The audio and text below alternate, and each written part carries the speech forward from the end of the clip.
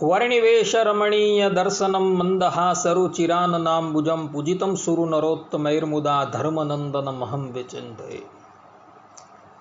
असतो मा षड्गमय तमसो मा ज्योतिर्गमय मृत्युर्मा अमृतं गमय। ओम शांति शांति शांति। આજની જ્ઞાન સભાની અંદર પધારનારા બધા જ ભગવત ભક્તોને વેદાંતાચાર્ય પુરાણ ઇતિહાસ આચાર્ય અમે ફિલોસોફી શાસ્ત્રી રાકેશભાઈના હિતપૂર્વક જય સ્વામિનારાયણ। ભક્તો, ગયા વખતની જ્ઞાન સભાની અંદર તમને રામચરિતમાનસ, બ્રહ્મવૈવત પુરાણ, શ્રીમદ ભાગવત અને પંચરાત્ર શાસ્ત્રના પ્રમાણથી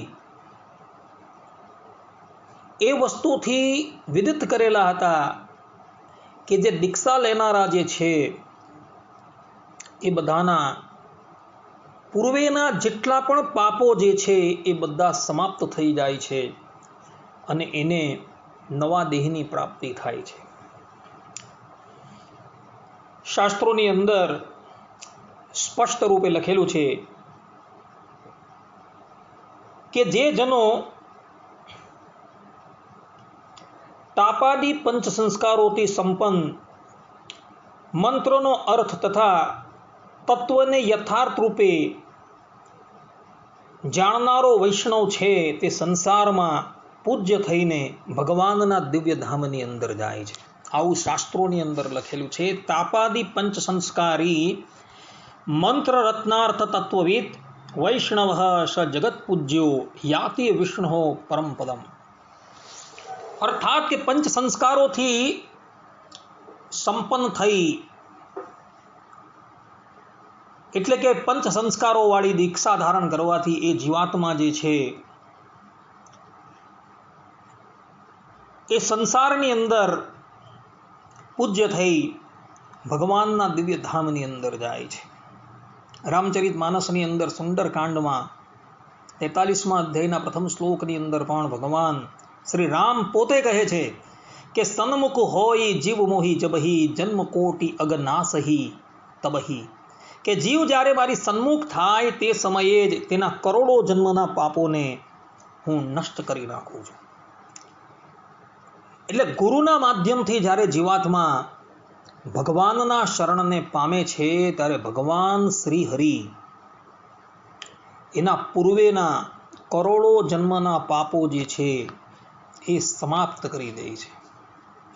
બ્રહ્મવૈવત પુરાણની અંદર બ્રહ્મખંડ અધ્યાય 8 શ્લોક 57-58માં નારદજી બ્રહ્માજીને કહે છે કે મંત્રોપદેશ માત્રેણ નરા મુક્તાશ્ચ ભારતે પરેશ્ચ કોટિ પુરુષૈઃ પૂર્વૈઃ સાર્ધ હરે રહો કોટિ જન્માર્જિતાત પાપાન મંત્ર ગ્રહણ માત્રતઃ મુક્તઃ સ્તુધ્યંતિ યત પૂર્વમ કર્મ નિર્મૂલયંતિ ચ। અર્થાત અહો ભારત વર્ષમાં શ્રી હરિનો મંત્ર ઉપદેશ આપવાથી અને ગ્રહણ કરવા માત્રથી જ મનુષ્ય કરોડો પૂર્વજોની સાથે મુક્ત થઈ જાય છે। મંત્ર ગ્રહણ કરવા માત્રથી મનુષ્ય કરોડો જન્મોના પાપોથી મુક્ત અને શુદ્ધ થઈ જાય છે અને પૂર્વે કરેલા બધા જ કર્મો સમૂળ નષ્ટ થઈ જાય છે। અહીં તો સ્પષ્ટ રૂપે કહ્યું છે કે ભગવાનના શરણની અંદર જઈ જે તે સંપ્રદાયના આચાર્ય થકી વૈષ્ણવ મંત્રને ગ્રહણ કરશે તે વ્યક્તિ પોતાનું તો કલ્યાણ કરી જ દેશે, પરંતુ સાથે સાથે એના કરોડો પૂર્વજો પણ જે છે એ પણ ભગવત ધામના અધિકારી થઈ જશે। ભક્તો, નારદજી આ વાત બ્રહ્માજીને કહે છે। પંચરાત્ર શાસ્ત્રની અંદર તો નારદજી પોતે કહે છે રામ મંત્રોપદેશેન માયા દૂરમુપાગતા કૃપયા ગુરુદેવસ્ય દ્વિતીયમ જન્મ કથ્યતે। અર્થાત કે રામ મંત્રના ઉપદેશથી તો માયા અત્યંત દૂર ભાગી ગઈ અને ગુરુદેવની કૃપાથી બીજો જન્મ પ્રાપ્ત થાય છે। આ વાત પંચરાત્ર શાસ્ત્રની અંદર લખેલી। હવે ભક્તો, આ બધી જ વાત શાસ્ત્રોની અંદર લખેલી તમને જોવા મળે છે। શ્રદ્ધા અને વિશ્વાસથી જે વ્યક્તિ યુક્ત હોય તે તો આ બધી જ વાતોને સત્ય માને છે, કારણ કે એને શાસ્ત્રયો નિત્વાત, આ વેદાંત સૂત્ર પ્રમાણે એ બ્રહ્મને જાણવાની યોની જે છે એ શાસ્ત્ર જ છે. તસ્માત શાસ્ત્ર પ્રમાણમ કાર્ય અકાર્ય વ્યવસ્થિતો, ગીતાની અંદર જે ભગવાને કીધું તે પ્રમાણે. તો એવા શ્રદ્ધાળુ હૃદયવાળાને તો શાસ્ત્રોની ઉપર વિશ્વાસ છે, એટલે એ લોકો તો આ વાત માન્ય કરશે. પરંતુ કેટલાક તાર્કિક લોકો જે છે એ લોકોને જ્યાં લગીન નિશ્ચિત સાધ્યવાન એવા દ્રષ્ટાંતથી આ વસ્તુની ગેડ ન બેસે ત્યાં લગીન એ લોકો એ વાતને કદાપી સત્ય ન માનશે કે દીક્ષા લેવા માત્રથી મનુષ્યના પૂર્વજન્મના અનંત પાપો જે છે સમાપ્ત થઈ જાય છે તથા એનો નવો જન્મ થાય છે, એવું એ ક્યારેય પણ ન માનશે. પરંતુ શાસ્ત્રોની અંદર આ બાબતની અંદર દ્રષ્ટાંતો અપાયા છે ભક્તો.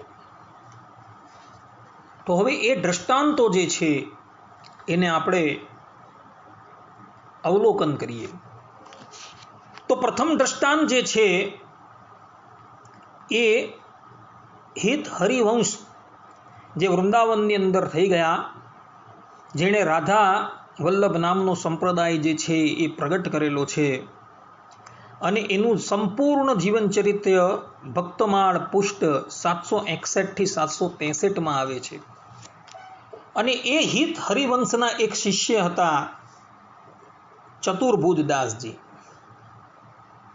તો તેઓના જીવનની અંદર પણ આવી એક ઘટના બનેલી હતી. તો એ આખી ઘટના જે છે એને આપણે અવલોકન કરીએ. વાત એવી હતી કે હિત હરિવંશજીના શિષ્ય ચતુર્ભુજદાસજી ગોંડવાના નિવાસી હતા. એમનો જન્મ બ્રાહ્મણ કુલમાં થયો હતો ભક્તો. અને એમના ગુરુ જે છે એ હિત હરિવંશની અંદર થયેલા હિત હરિવંશના શિષ્ય વનચંદ્રાચાર્યજી હતા. એ વખતે હિત હરિવંશજી પણ બિરાજમાન હતા. ત્યાર વખતની જ આ વાત છે. અને એમના થકી એમણે દીક્ષા મંત્ર ગ્રહણ કરેલો હતો. અને બ્રાહ્મણ હતા એટલે શ્રીમદ ભાગવતની કથા જે છે એ બહુ સુંદર રીતે ગાન કરતા હતા. પોતાના ગામની અંદર એટલે કે પોતાના રાજ્યની અંદર જ્યારે એ શ્રીમદ ભાગવતની કથા કરતા હતા ત્યારે એ શ્રોતાઓ મંત્રમુગ્ધ થઈ જતા હતા. એક દિવસની વાત છે, ચતુર્ભુજદાસજી એક મોટા પંડાલની અંદર શ્રીમદ ભાગવતની કથાનું રસપાન કરાવતા હતા. રાત્રિનો સમય હતો, અર્થાત કે સંધ્યાકાળ જેવું થઈ ગયું હતું.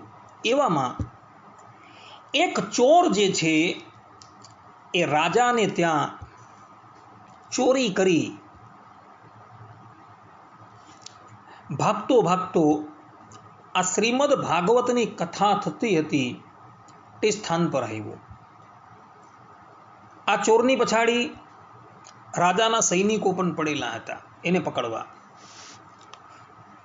ચોરે જોયું કે હવે જો અગાડી હું ભાગીશ તો આ સૈનિકો મને પકડી લેશે, એના કરતાં એક કામ કરું, આ કથાના પંડાલની અંદર હું ઘૂસી જાઉં અને શ્રોતાઓની મધ્ય બેસી જાઉં. હજારોની સંખ્યામાં શ્રોતાઓ હતા ત્યાં. ચોર તો આવીને એ શ્રોતાઓની મધ્યની અંદર બિરાજમાન થઈ ગયો. હવે એવા સમયની અંદર ચતુર્ભુજદાસજી જે કથા કરતા હતા તે એવું બોલ્યા કે મંત્ર દીક્ષા લેવા માત્રથી જીવનો બીજો જન્મ થઈ જાય છે અને એના પૂર્વના બધા જ કર્મો જે છે એ સમાપ્ત થઈ જાય છે. ત્યારબાદ કથા અગાડી ચાલી, કથા પૂર્ણ થઈ પછી આ જે ચોર હતો એને પોતાની કરણીની ઉપર બહુ પસ્તાવો થયો કે મેં મનુષ્ય દેહ ધારણ કર્યો અને કેટલા બધા દુષ્કર્મો કર્યા, હવે મારા પાપનું મારે પ્રાયશ્ચિત કરવું જોઈએ. એટલે એ ચતુર્ભુજ દાસજીના શરણમાં ગયો અને કહ્યું કે ગુરુદેવ, કૃપા કરીને તમે મને દીક્ષા મંત્રથી અલંકૃત કરો, કંઠી બાંધો. ચતુર્ભુજ દાસજીએ પણ જોયું કે ભાઈ કોઈ યોગ્ય મુમુક્ષુ છે, એટલે એણે એના હાથમાં તુલસી પાન આપ્યું, શરણ મંત્ર બોલ્યો અને એના કંઠની અંદર કંઠી બાંધી અને એને રાધા વલ્લભ સંપ્રદાયની અંદર જે મંત્ર અપાય છે એ મંત્ર એના કાનની અંદર અર્પણ કર્યું. હવે આ તરફ શું થયું, બધા શ્રોતાઓ જતા રહ્યા એટલે પેલા સૈનિકો પંડાલની અંદર આવ્યા અને પેલા ચોરને ચતુર્ભુજ દાસજીની પાસે બેઠેલો જોયો એટલે એને બાવળાથી પકડો અને રાજાની પાસે લઈ ગયા. રાજાએ કહ્યું કે રે ચોર, તે જે પણ કંઈક ચોરેલું હોય તે બધી જ વસ્તુ અહીં મૂકી દે. ત્યારે પેલા ચોરે કહ્યું કે અમે આ જન્મની અંદર તો કોઈ પણ વસ્તુની ચોરી કરી નથી. રાજાએ એને વારંવાર પૂછ્યું કે હજુ પણ સમય છે, ચોરેલી વસ્તુ તું આપી દે તો હું તને સજા ન કરીશ. અમને ખબર છે કે તું જ ચોર છે. ત્યારે પેલો ચોર જે છે એ પોતાના વાક્યની ઉપર સ્થિર રહ્યો અને કહ્યું કે મેં આ જન્મની અંદર તો કોઈ પણ વસ્તુની ચોરી કરી નથી. રાજાએ કહ્યું કે એમ છે, તો ચાલ ભાઈ, હવે તારી દિવ્ય પરીક્ષાથી પરીક્ષા કરીએ. આ દિવ્ય પરીક્ષાઓ યાજ્ઞવલ્ક્ય ઋષિની સ્મૃતિની અંદર અને મનુસ્મૃતિની અંદર આપેલી છે. જ્યારે ચોર લોકો પોતાનો અપરાધ સ્વીકારવા તૈયાર ન થાય ત્યારે યાજ્ઞવલ્ક્ય ઋષિની સ્મૃતિમાં સત્સંગી જીવનના પંચમ પ્રકરણની અંદર દિવ્ય પ્રત્યક્ષ દ્વારા એને પ્રમાણિત કરવાનું લખેલું છે ભક્તો.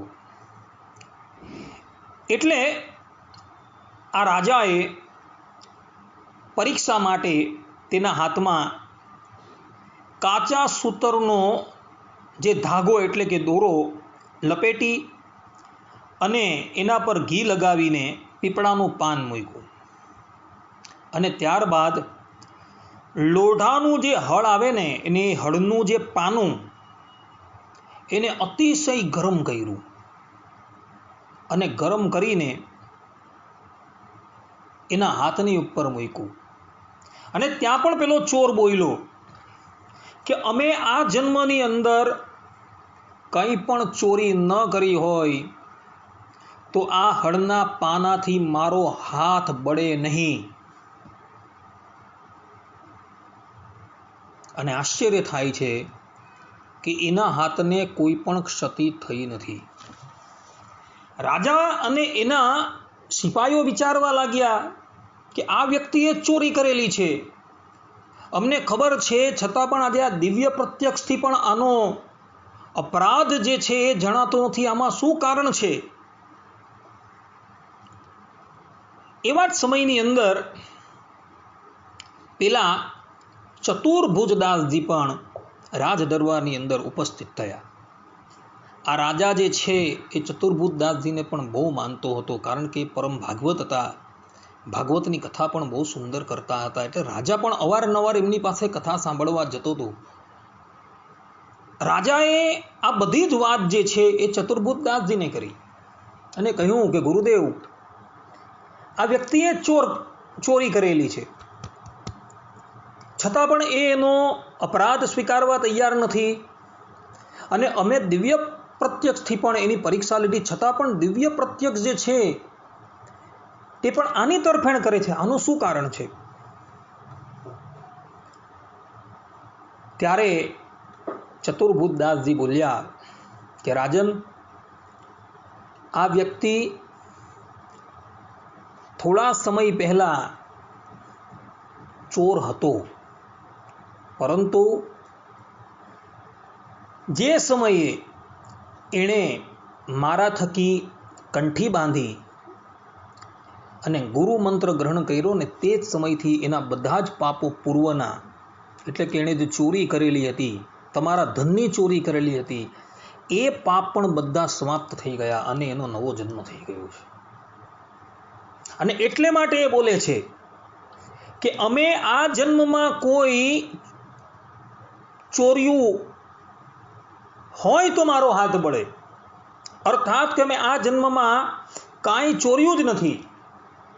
દીક્ષા લેવા માત્રથી મનુષ્ય જે છે એ બીજો જન્મ જે છે એ ધારણ કરે છે. કારણ કે પંચરાત્ર શાસ્ત્રોની અંદર આ વાતનું પ્રમાણ છે. રામ મંત્રોપદેશેન માયા દૂરમુપાગતા કૃપયા ગુરુદેવસ્ય દ્વિતીયમ જન્મ કથ્યતે. અર્થાત કે રામ મંત્રના ઉપદેશથી તો માયા અત્યંત દૂર ભાગી ગઈ અને ગુરુદેવની કૃપાથી બીજો જન્મ પ્રાપ્ત થયો.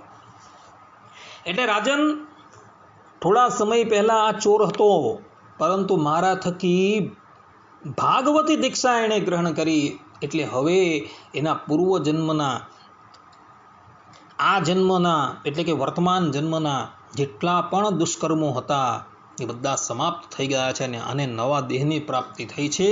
એટલે માટે એ બોલે છે કે અમે આ જન્મમાં તો કાંઈ ચોર્યું જ નથી, માટે રાજન તમે એને મુક્ત કરી દેવું. રાજા ચતુર્ભુતદાસજીના ચરણમાં પડી ગયો. એણે પેલા ચોરને મુક્ત કરી દીધો. ચોર પણ ચતુર્ભુતદાસજી જેવા પરમ ગુરુના સંસર્ગથી પોતાની ચોરીની વૃત્તિનો ત્યાગ કરી રહી છે અને રાજાને જે ધન ચોરેલું હતું એ બધું સુપ્રત કરી દે છે. ને પછી એ સાધુ જેવો થઈ જાય છે અને ચતુર્ભુતદાસજીની સાથે અખંડ રહે છે. કહેવાનું તાત્પર્ય અહીં એવું છે ભક્તો, કે શાસ્ત્રોની અંદર, શ્રી નારદ પંચરાત્રની અંદર અને બ્રહ્મ વૈવત પુરાણની અંદર જે વાત લખેલી છે એ વાત અક્ષરે અક્ષર સત્ય છે. એની અંદર આ દ્રષ્ટાંત છે ભક્તો, અને દ્રષ્ટાંત દ્વારા આ વાત સિદ્ધ થઈ જાય છે કે મનુષ્ય ગુરુદેવ પાસેથી જો દીક્ષા ગ્રહણ કરી લે તો એના પૂર્વના બધા જ પાપો જે છે એ સમાપ્ત થઈ જાય છે ભક્તો. માટે ભક્તો, ક્યારેય પણ પોતાની અંદર ન્યૂનતા ન માનતા તમે ગુરુ દ્વારા ભગવાનના શરણની અંદર ગયા હોવ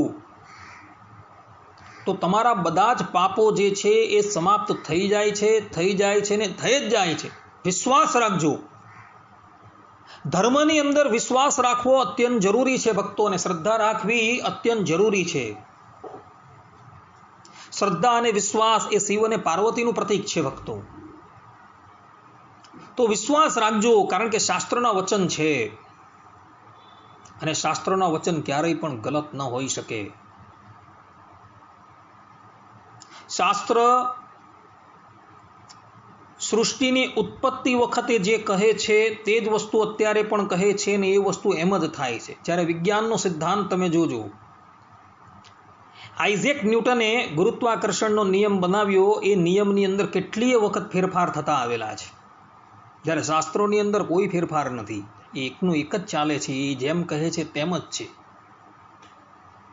આજે પણ એ કહે છે કે પૃથ્વી જે છે એ સ્થિર છે, તો એ સ્થિર જ છે.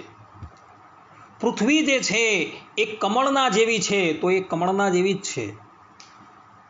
ને આજના વૈજ્ઞાનિકો જે છે અને ખગોળશાસ્ત્રીઓ જે છે તે પણ માની ગયા છે. કહેવાનું તાત્પર્ય કે શાસ્ત્રો જે કહે છે એ સનાતન સત્ય છે ભક્તો, એની અંદર કોઈ પણ જાતનો મિનમેક છે જ નહીં. શાસ્ત્રએ કહ્યું કે મંત્ર ઉપદેશથી, એટલે કે ગુરુદેવ જ્યારે તમને પંચ સંસ્કારોથી યુક્ત કરે છે ત્યારે તમારા બધા જ પૂર્વના પાપો સમાપ્ત થઈ જાય છે, એટલે થઈ જ જાય છે. એને સત્ય જ માનવાની છે. વાલ્મીકી ઋષિના પ્રસંગની અંદર પણ તમે જુઓ કે રત્નાકર નામનો બ્રાહ્મણ જે સાક્ષાત પ્રચેતાના 10મા પુત્ર હતા, પરંતુ બાળપણની અંદર કેટલાક ભીલ લોકો એને ચોરી ગયા હતા અને ભીલોના સંગતથી એ વ્યક્તિ દસ્યુ થઈ ગયો હતો. પરંતુ નારદજીએ જ્યારે એને રામ મંત્રની દીક્ષા આપી ત્યાં જેના બધા પાપો તો પહેલેથી સમાપ્ત જે હતા તે સમાપ્ત જ થઈ ગયા. એટલે રામ મંત્રની દીક્ષાથી જ એ વાલ્મીકી અર્થાત કે રત્નાકર નામના બ્રાહ્મણ જે છે એના બધા જ પાપો સમાપ્ત થઈ ગયા. આનંદ રામાયણની અંદર લખેલું છે 7.5 ગાળા ભરીને તો એણે દ્વિજોની હત્યા કરેલી. 7.5 ગાળા ભરીને. આનંદ રામાયણ વાલ્મીકીજી કૃત છે અને અધ્યાત્મ રામાયણની અંદર પણ ભગવાન વેદવ્યાસજી આ વાત લખેલી છે કે 7.5 ગાળા લાવીને નારદજીને બતાવેલા કે જુઓ આટલા તો કેવલ મેં દ્વિજ લોકોને મારેલા છે, પશુ પક્ષી અને શૂદ્રોની તો હું વાત જ નથી કરતો ગઈ. પરંતુ જુઓ રામ માત્રના ઉચ્ચારણથી એને ગ્રહણ કરવા માત્રથી એ વાલ્મીકી એટલે કે રત્નાકર નામનો બ્રાહ્મણ જે છે એ વાલ્મીકી થઈ ગયા. અને એ પણ સીધું નામ નથી જઈમાં, ઉલટું નામ જઈપા છે, મરા મરા મરા મરા મરા કરીને. અને તુલસીદાસજી કહે છે વાલ્મીકી હુએ બ્રહ્મ સમાના, કે ભગવાન જેવા થઈ ગયા. અને આજે આપણે એને ભગવાન વાલ્મીકી તરીકે સંબોધીએ છીએ. આ વસ્તુ દીક્ષાના પ્રતાપથી શક્ય બનેલી છે. ભક્તો, જ્યાં લગીન તમે સાત્વિક ગુરુ થકી એ દીક્ષા ગ્રહણ ન કરો અને શાસ્ત્રોની અંદર જે પ્રમાણે મંત્રો બતાવેલા છે એ બધા મંત્રોમાંથી એક મંત્ર લઈને એનો જાપ કરો તો એનાથી કોઈ દાડો નથી વળવાનો. જે પરંપરાગત સંપ્રદાય ગુરુક્રમ એ કોષ વાક્ય અનુસાર જે પરંપરાગત જે મંત્રો ઉપદેશ આપવામાં આવે છે એવા ગુરુ થકી તમે એ દીક્ષા ગ્રહણ કરો, અને જેને કરીને તમારા બધા જ પાપો જે છે એ સમાપ્ત થઈ જાય અને તમને નવા દેહની પ્રાપ્તિ થાય, એટલે કે તમારો એ શુદ્ધ દેહ થાય. અને ત્યારબાદ તમે જો મંત્રોનો જાપ કરો તો એ બ્રહ્મ તત્વ કે જેને ભગવાન તરીકે ભક્તો કહે છે, જેને વેદાંતીઓ બ્રહ્મ કહે છે અને યોગીઓ જેને પરમાત્મા કહે છે, એ ભગવાન તમારી સન્મુખ આવીને ઊભા રહી જાય. માટે ભક્તો, જે વ્યક્તિ આ સંસાર સાગરથી પાર જવા માગે છે એ વ્યક્તિએ તો કોઈ પણ સંપ્રદાય જે છે કે જે સંપ્રદાય ગુરુ પરંપરાગત મંત્ર ઉપદેશ કરે છે એના થકી મંત્ર ગ્રહણ કરીને પ્રેમપૂર્વક પોતાના ધર્મની અંદર રહેતા થકા એનો જાપ કરતા રહેવું એ સિદ્ધાંત વાત છે. અહીં આપણા આ પ્રવચનને વિરામ આપીએ છીએ. હવે પછીના પ્રવચનની અંદર આપણે સ્વામિનારાયણ સંપ્રદાયની અંદર પણ દીક્ષા ગ્રહણ કરવા માત્રથી જીવાત્માના સંપૂર્ણ પાપો છે, તાપો છે એ સમાપ્ત થઈ જાય છે તેનો એક પ્રસંગ જે છે એ નિહાળશો. ત્યાં લગીન બધા જ ભગવદ્ ભક્તોને હેતપૂર્વક જય સ્વામિનારાયણ. સર્વે સંતો નિરામયઃ, સર્વે સુખિનો ભવન્તુ, સર્વે ભદ્રાણિ પશ્યન્તુ, મા કશ્ચિત દુઃખ ભાગ ભવેત. અસ્તુ. જય સ્વામિનારાયણ.